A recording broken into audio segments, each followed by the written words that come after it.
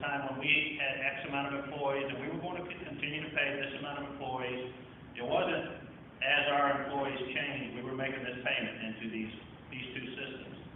Well, there was a time we were almost 800,000 strong. That was less than 10 years ago. We're at 559 now, but we have still been making these payments, and that's part of where the calculation got all screwed up. Was when we were making these payments as a company, we kept making these payments. And that's where we ended up overpaying the thrift savings plan, which is over the summer we stopped paying into it. And it ended up being the Department of Justice that said we would have to continue making the payment. But we stopped paying it as a postal service because we already had a surplus of money in the thrift savings plan. But you didn't quit paying first, not thrift savings. That's what you're confusing yourself. Okay, and I don't mean to confuse it, but it's the FERS that I'm talking about. But in my mind, they're one and the same. But I'm talking about the FERS, Federal Employee Retirement System, which are for the employees hired after 1984. Sorry about that. Yes, sir. My name is Robert Barrymore, and about 1 week ago, you had the same meeting down in Savannah. In Savannah, you actually told the public that you were going to have 3 hubs. But here in this meeting, all we hear is that we're going to be shifted to Macon and Columbia. You haven't said what proposed hubs or no hubs you're going to have here in the company. Okay? So my question is, are we going to have hubs or are we not going to have hubs? And that was me that did the presentation in Savannah, so I'll respond to that.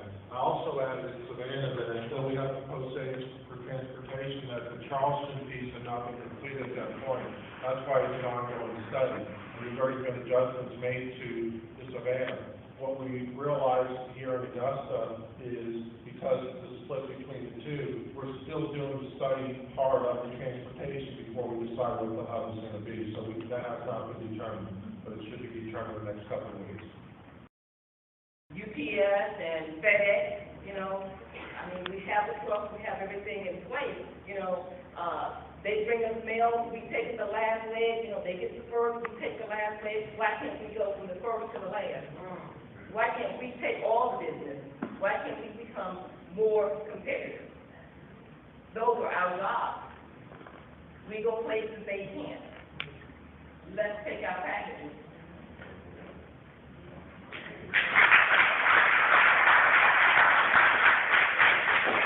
Thank you for your comments. That's good information in terms of exploring the competitive environment. And actually, we've conducted a number of customer sessions as we've conducted the NP studies, and a lot of those same comments are coming out with regards to the customers and the rates, the SPF discounts, and things of that sort. So we'll consider those as part of the comments. Thank you. I'm Carlene. I work at the Augusta Southern Management, and I is the 5-day delivery still on the table? Is that still being proposed?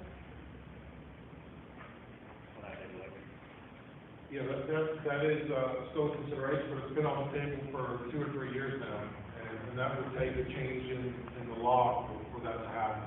But that's still on the table. My reason for asking that is that we're proposing no overnight. If we go to 5-day delivery, mail is dropped in the collection box on Thursday.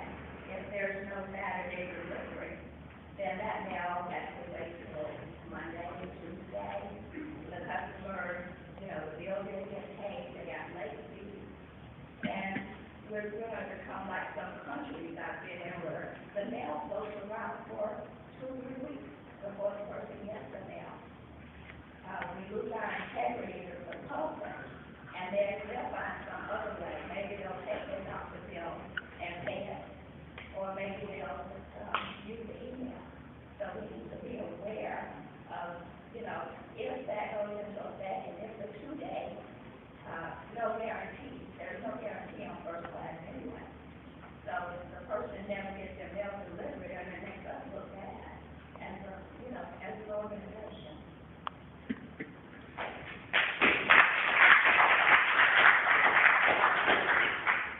Let me just comment on that just real quick. As we start talking about 5-day delivery, and this is what I mentioned earlier, we are still, legislative constraints do not allow us to go to 5-day delivery. We can't change prices without going in front of the Postal Regulatory Commission. We are supposed to be a business and make money and act like a business, but we have a lot of constraints on us. And those are those constraints that we have been talking about. But that's part of what got us in the situation where we're at. And that's why I said when I started off, there are bills in Congress and in the Senate right now that are not acted on. There are still is no resolve, and until we get a resolve, we're gonna keep having these kind of discussions. But that's a very good point that you brought on the 5-day delivery. So thank you for the comment. Eric, could you just give us an idea of how much money can be saved annually if we got the 5-day delivery?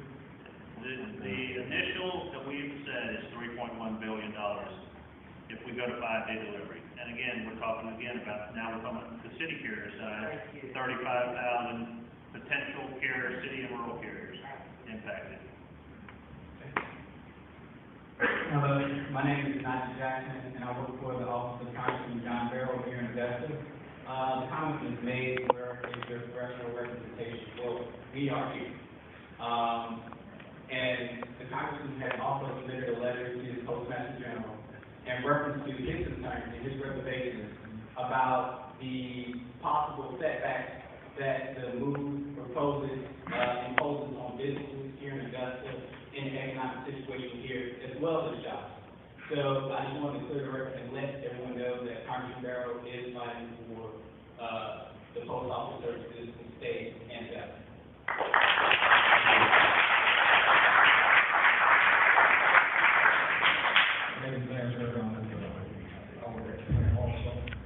And there was some paperwork going around saying the proposed number of jobs is going to be cut in Augusta. In addition of 8 jobs, Columbia and Macon. Now, if you consolidate Savannah, Albany, Columbus, Georgia, and Augusta into these 2 plants, it's not going to be able to absorb all those employees that are going to be cut. My question is, what do you propose to do with the people that don't make it into those plants? Well, again, any changes that happen to the employees will be done in accordance with the collective bargaining agreement that we have with the unions. Whether or not that's going to be enough to cover, I can't answer that right now. Whether or not there's going to be an early out incentive one day, I can't answer that. We don't have the cash right now.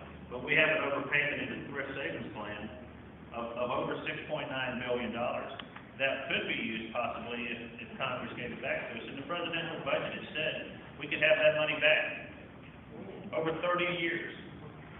That's what's in the presidential budget that came out this summer.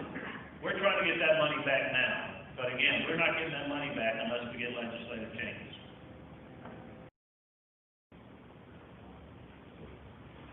Not really the way I hear it anyway. What we're looking to do, if it were approved in the Columbia plant or in the Macon plant, that they would be, again, having a tour or two like we used to have. And the plan would be for almost all of those machines to run 20 hours a day, only not running when they were in a maintenance window for their maintenance window that they have to do every day.